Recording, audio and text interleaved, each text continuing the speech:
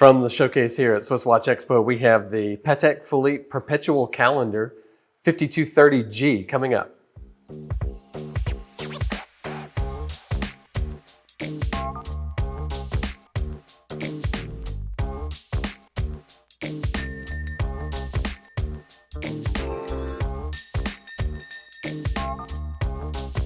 Fresh from the showcase here at SwissWatchExpo, this is the 2017 Patek Philippe Perpetual Calendar. It's a reference 5230G, and this is one of my favorite watches. I know I've told you that before about other watches, but this one is just so great.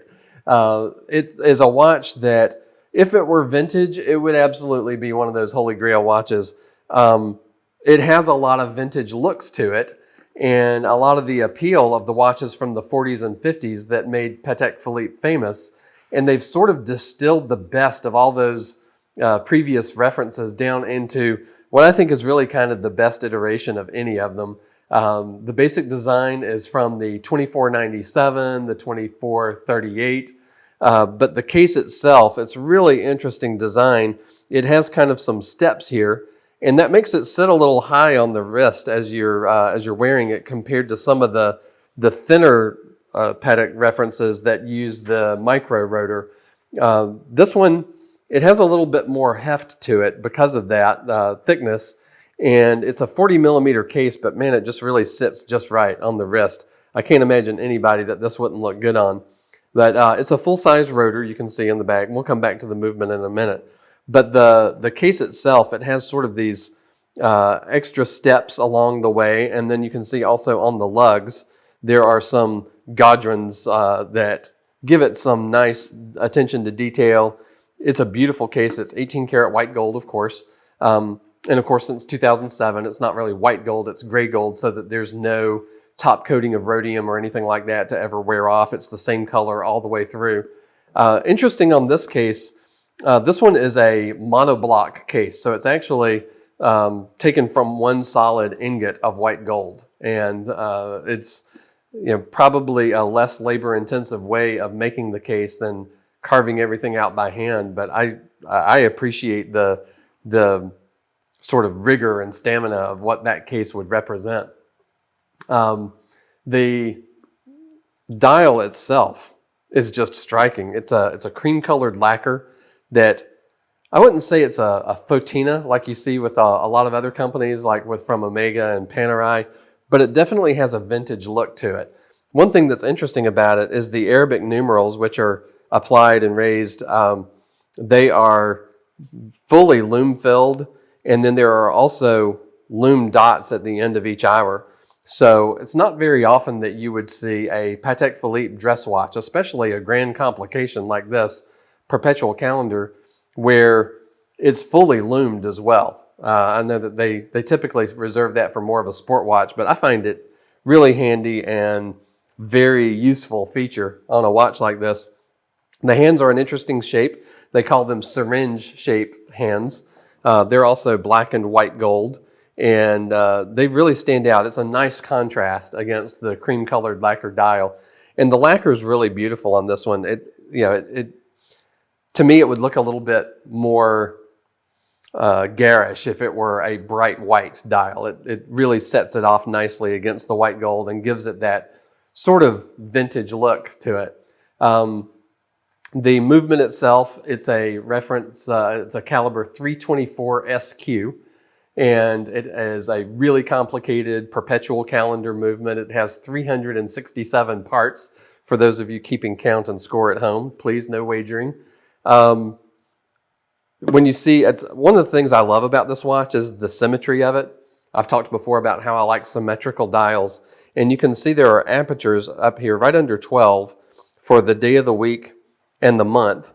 Of course, it needs to know the month because it tracks for which months have 30 days and which have 31. There are 5 times a year you would normally have to adjust the date on your watch. Not so with this one. It'll take care of it for you. Then at the bottom, coming in a straight line down, you're going to have the date. You've got an indicator here pointing at the day of the month, and the moon phases, always handy to know. But these other little apertures are interesting. The one right here between 4 and 5 shows which cycle of the leap year you're in. So that's the difference between an annual calendar and a perpetual calendar. It can account for the 28 or 29 days in February as well. So they say that there's going to be a change to the Gregorian calendar in the year 2100 that you'll have to bump it ahead one day. I'm not planning on being around to see that, but we'll leave it to the progeny to deal with that. The other aperture is here between 7 and 8, and it's a day-night indicator. So it's a handy thing. It shows you whether you're looking at AM or PM on the watch.